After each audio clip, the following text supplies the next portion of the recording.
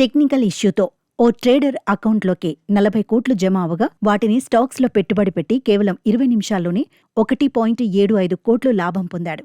అయితే ఆ డబ్బు కోటక్ సెక్యూరిటీస్ నుంచి అతని అకౌంట్లో జమ అవ్వడంతో సొమ్మును తిరిగి ఇవ్వాల్సిందిగా సదరు సంస్థ కోరింది. దీంతో తన అకౌంట్లో జమ అయిన 40 కోట్లను ఇచ్చేశాడు. కానీ సదరు కంపెనీ అంతటితో ఊరుకోక తమ డబ్బుతో సంపాదించిన 1.75 కోట్లను కూడా తమకే ఇవ్వాలని డిమాండ్ చేసింది.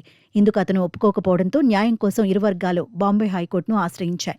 2022లో జరిగిన ఈ ఘటనపై విచారణ జరిపిన న్యాయస్థానం కోటక్ సెక్యూరిటీస్ నుంచి వచ్చిన డబ్బుతో సంపాదించిన 1.75 కోట్ల లాభం అతనికే చెందుతుందని తీర్పునిచ్చింది. దీనివల్ల తమ సంస్థకు ఎలాంటి నష్టం జరగలేదన్న విషయాన్ని కోటక్ సెక్యూరిటీస్ గుర్తించాలని సూచించింది. పైగా ఆ డబ్బు అతను అన్యాయంగా సంపాదించింది కూడా కాదని, సొంత రిస్క్పై పెట్టుబడి పెట్టడంతో లాభం కూడా అతనికే చెందుతుందని స్పష్టం చేసింది.